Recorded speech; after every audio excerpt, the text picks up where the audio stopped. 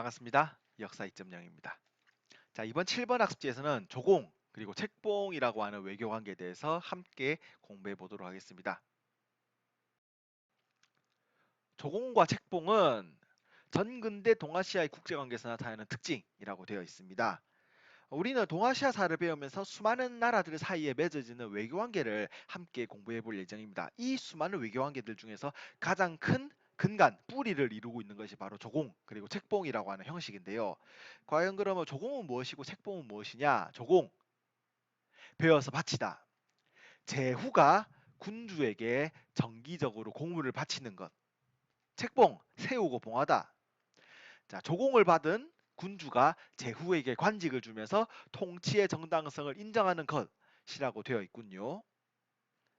자, 그 구체적인 예시를 학습지 뒷면 한나라의 조공책봉 관계에서 한번 찾아보도록 하겠습니다. 중국의 한나라가 군주국입니다. 주변에 있는 여러 나라들이 제후국입니다. 주변의 제후국들은 한나라 군주의 국가인 한나라에게 조공품을 바치고 문안 인사를 드립니다. 이를 조공이라고 부릅니다. 조공을 받은 한나라는 제후국들에게 관작을 보내고 도장, 관작에 대한 인수 도장을 보내고 답례품을 보냅니다. 이를 책봉이라고 합니다. 즉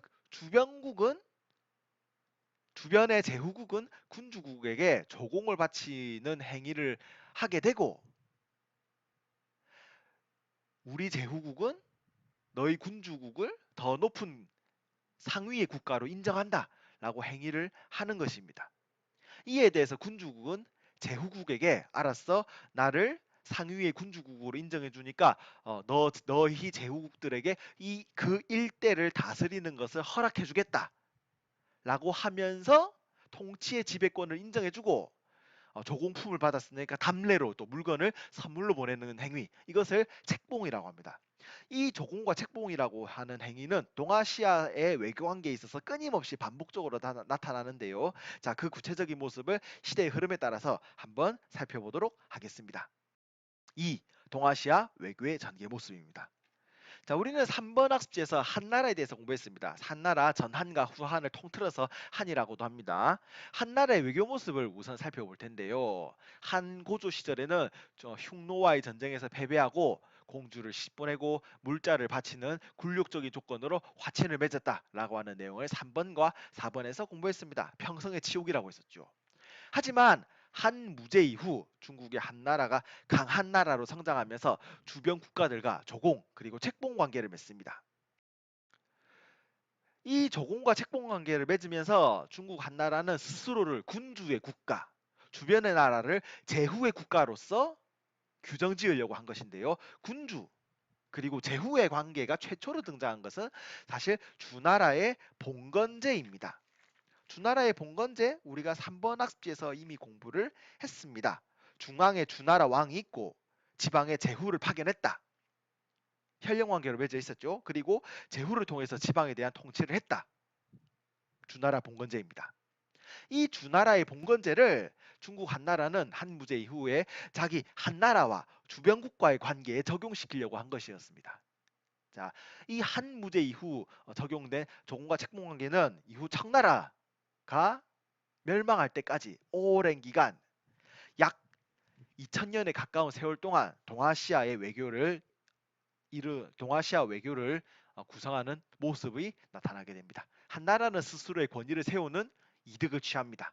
주변 국가는 한나라의 권위를 세워주는 대신 스스로 자기 나라에 대한 통치의 정당성을 확보하는 효과를 얻게 됩니다. 그렇다면 이 한데 체결된 조공과 책봉 관계는 어떤 특징을 가지고 있느냐 그 모습을 크게 네 가지로 한번 정리해 보도록 하겠습니다. 첫 번째, 조공만 이루어지기도 합니다. 제후국이 군주국에게 조공을 보내는 것이죠. 본래라면은 이에 대한 답례로 그 지역의 제후국에게 통치의 정당성을 인정해주는 책봉이라는 절차를 밟아야 합니다. 하지만 이러한 책봉이라는 절차는 이루어지지 않고 경제적인 교류만 이루어지는 형태를 띠기도 합니다. 두 번째, 필요에 따라서 지속되었다 중단되기를 반복합니다. 자, 조공과 책봉 관계는 서로가 서로에게 이득이 되는 뚜렷한 결과를 가져와야 합니다. 본래라면. 중국의 입장에서는 스스로의 권위를 세운다. 주변국에 대해서는 통치에 대한 정당성을 인정한다라는 것을 말이죠. 하지만 이런 서로의 이해관계가 일치하지 않을 때는 조공책봉 관계가 중단되는 경우도 종종 발생합니다. 자, 세 번째, 직접 지배나 실제적인 간섭이 아닌 형식적인 외교의 틀. 중국 혹은 한나라, 중국의 권위를 인정해준다. 주변국의 통치 정당성을 확보해준다. 라고 하는 형식을 띱니다. 하지만 이 이상으로 중국의 나라들이 주변국에 대해서 실질적인 간섭을 실시하지는 않았습니다. 네 번째, 주변 국가들은 이 조공과 책봉이라는 외교관계를 통해서 중국 한나라와의 문화, 경제적인 교류를 적극적으로 진행하였습니다. 조공 책봉 관계의 모습을 살펴본 그림을 보면 조공품을 바친다, 답례품을 받는다. 이 과정에서 문화적인, 경제적인 교류가 동시에 이루어졌던 것입니다. 그리고 이런 조공 책봉 관계의 특징은 중국 한나라 대뿐만 아니라 이후에도 그 특징이 계속해서 반복적으로 나타나기도 합니다. 자, 중국 한나라가 멸망하고 삼국시대, 서진, 그리고 16국 시대를 거칩니다. 5번 학습지에서 배운 내용입니다. 그리고 5번 학습지에서 남북조 시대, 남조와 북조가 동시에 존재하는 시대를 우리는 공부해 보았습니다. 한나라 시절 때는 중국의 통일왕조가 존재하였습니다. 중국 대륙의 유일한 나라가 존재하였습니다. 그러다 보니까 조공책봉 관계 또한 중국의 한나라를 기준으로 하여 이루어졌습니다. 하지만 남북조 시대는 중국 대륙이 남조, 북조로 나눠지게 되고 남조와 북조 내에서도 여러 나라들이 등장하고 사라지게 됩니다. 그러다 보니까 중국을 중심으로 한 조공책봉 관계 또한 특정 국가를 중심으로 이루어지는 것이 아닌 여러 나라들을 중심으로 하여 복잡하게 얽히고 설키게 됩니다. 이를 조금 한자 표현을 사용하여 말한다면 다원적 외교가 형성되었다. 조공책봉 관계가 다원적인 모습으로 나타난다라고 표현하고는 합니다. 자, 그러면 남북조 시대에 조공책봉 관계가 어떻게 이루어졌는지 한반도 외 그리고 남북조 내 모습을 통해서 살펴보겠습니다. 우선 한반도입니다. 고구려는 남조 북조와 동시에 조공책봉 관계를 형성합니다. 그리고 이 과정 속에서 불교와 율령을 받아들이기도 합니다. 고구려가 불교, 율령을 받아들이는 내용은 11번, 12번 학습지에서 또 추후에 학습하도록 하겠습니다. 다음 백제입니다. 백제는 남조와 조공책봉 관계를 체결하였습니다.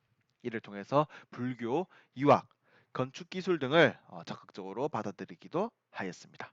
신라는 한강유역을 장악한 이후에야 남북조와 직접 조공책봉 관계를 체결할 수 있었습니다. 자, 한반도에 의해서 다음은 외입니다. 일본 외는 남조와 책봉 관계를 체결하였습니다. 이는 국내의 정치적인 정당성을 확보하기 위한 목적으로 이루어졌던 것입니다. 그리고 백제, 신라와도 교류를 진행하였고요. 남북조입니다.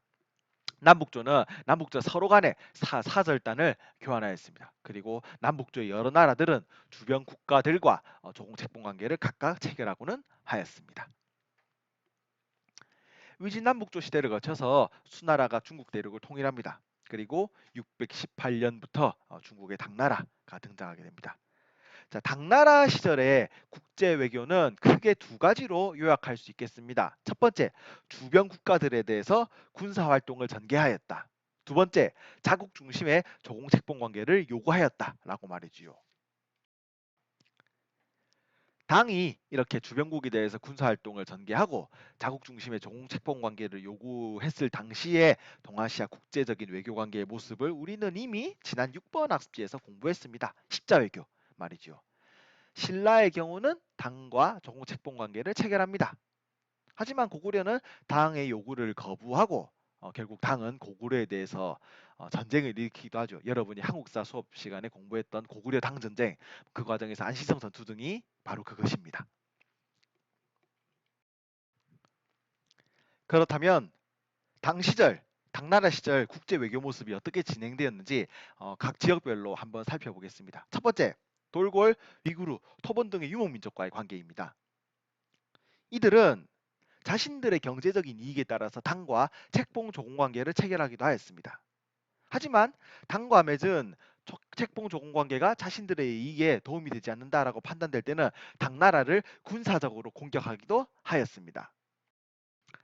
당의 경우 이 유목민족들의 공격을 힘으로 막아내지 못하고 공주를 시집 보내어 화친하는 경우까지 발생하기도 합니다.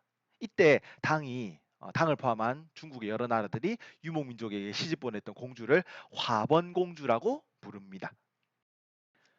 당을 둘러싸고 있는 돌궐, 토번 등의 여러 유목민족들의 세력지도 확인해 주시기 바랍니다. 다음 당나라 시절 신라와 발해의 외교 모습 살펴보겠습니다. 신라와 발해는 당 중심의 책봉 조공 관계를 받아들였습니다. 이를 통해서 이들은 국내 통합을 유지하고 외부의 군사적인 위협을 대비하였으며 그 과정에서 당의 제도와 문물을 수용하기도 하였습니다. 하지만 신라와 발해는 자신들의 이해에 따라서 자신들의 정치적인 이해관계에 따라서 당과의 조공책봉 관계를 깨기도 하였습니다. 그 대표적인 예시가 바로 나당 전쟁이었습니다. 6번 학습지에서 공부했던 내용이군요. 신라는 당과 조공책봉 관계를 체결하면서 나당연합을 구성하고 백제와 고구려를 멸망시킵니다. 하지만 당이 신라를 포함한 한반도 전 지역을 차지하려고 하자 당에 대하여 전쟁을 일으켰다라는 내용 말입니다. 여기서 똑같이 반복이 됩니다. 다음 일본의 모습 살펴보겠습니다. 일본은 당과 조공관계만 맺었습니다. 책봉을 받지 않았습니다. 조공물품을 주고 답례품을 받는 행위만 하였습니다. 이때 당에 파견하였던 사신단을 견당사라고 부릅니다. 견당사를 파견한 목적은 당나라의 문물을 수용하는 것이었죠. 하지만 9세기 말 이후 당나라의 힘이 쇠퇴하게 되자 일본은 당나라의 사신을 파견하는 것을 중단하게 됩니다. 이 시기 당을 중심으로 한 조공책봉 관계뿐 아니라 여러 나라들 간의 국제 외교 또한 활발하게 전개되었습니다. 신라와 일본은 일본 규슈 북부의 후쿠오카에 위치하고 있는 다자이후라고 하는 기구를 통해서 문물을 교류하기도 하였습니다. 발해와 일본은 신라를 견제하기 위해서 서로의 관계를 중요하게 여겼으며 활발한 교류를 진행하였습니다. 여기까지 공부하면서 이런 의문이 들 수 있을 것입니다. 선생님, 동아시아의 외교관계, 조공책봉이라는 외교관계는 중국을 중심으로 하여 중국을 군주국으로서 높이는 형태로서 진행된 것 아닙니까? 그러면 결국 동아시아의 중심 국가는 중국이라는 사실을 주변 국가들이 인정한 것입니까? 라고 말이지요. 결과만 놓고 말하자면 그렇지 않습니다. 동아시아의 여러 나라들은 필요에 따라서 중국의 여러 나라들을 군주국으로 인정한 것일 뿐이었습니다. 동아시아의 여러 나라들은 필요에 따라서 중국의 여러 나라들을 군주국으로 인정하는 것이 아닌 우리나라가 천하의 중심국가다, 군주국가다 라고 하는 입장을 표현하기도 하였습니다. 이를 자국 중심의 독자적 천하관이라고 동아시아사 교과서에서는 표현하고 있습니다. 우리는 전 세계 중심이다, 천하의 중심이다. 따라서 우리는 우리 스스로 군주국이 되어서 주변의 다른 나라와 조공책봉 관계를 맺겠다라고 하는 입장을 표현한 나라들이 동아시아에서는 여러 차례 등장합니다. 중국 중심의 조공책봉 관계가 아닌 스스로를 중심으로 한 조공책봉 관계가 말이지요. 그 구체적인 예시를 한번 살펴보겠습니다. 첫째, 고구려입니다. 고구려는 영락 등의 독자적 연호를 사용하기도 했습니다. 독자적 연호란 황제국만이 칭할 수 있는 것이다 라는 내용을 제가 0번 학습지에서 얘기하였습니다. 고구려는 영락 등 독자적 연호를 사용하면서 스스로를 황제국이라고 칭하고 우리는 황제국이기 때문에 너희 백제와 신라는 주변국가다. 너희 백제와 신라는 제후국으로서 우리 고구려를 군주국으로 모시고 조공을 해라 라는 요구를 하기도 하였습니다. 백제 또한 마찬가지입니다. 백제는 마한의 여러 작은 나라들을 남만, 남쪽 오랑캐라고 부르기도 하였습니다. 마한의 여러 나라를 남쪽 오랑캐라고 불렀으면 우리 백제는 중심국가라는 사상을 담고 있는 것이죠. 그리고 백제는 남쪽의 섬나라, 탐라, 오늘날의 제주도입니다. 탐나라로부터 조공을 받기도 하였습니다. 신라 또한 자국 중심의 독자적 천하관을 나타내었습니다. 이것이 가장 잘 반영된 것이 황룡사 구축목탑이라고 하는 유물입니다.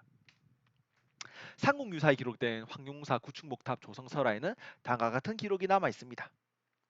구층탑을 세우면 이웃나라가 항복하고 9개의 나라, 9층에 해당하는 각각의 9나라가 와서 신라에게 종화할 것이다 라는 얘기를 자장법사가 듣고 선덕여왕에게 탑의 건축을 주장하여 이 황룡사 구충목탑을 건축하였다라는 내용이 기록되어 있습니다. 여기에서 신라가 주변국에게 조공을 받겠다라고 하는 굳건한 의지가 나타나 있는 것이죠. 발해 또한 스스로 황제라고 칭하면서 인안, 대흥 등의 독자적 연호를 사용하였으며 말갈족을 복속시키기도 하였습니다. 일본에서도 독자적인 천하관이 드러납니다.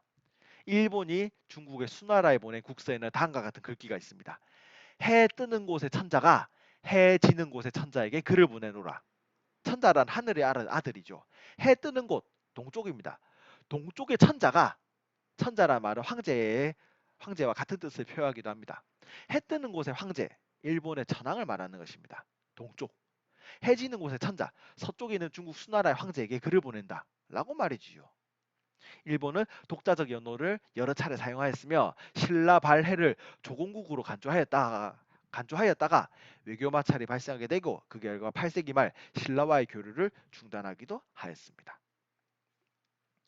자, 이번 시간에는 동아시아에서 전개되었던 조공과 책봉의 여러 가지 모습에 대해서 함께 살펴보았습니다. 다음 8번 영상에서는 북방 민족의 성장 그리고 국제관계의 다원화라는 주제를 가지고 동아시아사를 함께 공부해 보도록 하겠습니다. 오늘은 여기서 마무리 짓겠습니다. 수고하셨습니다.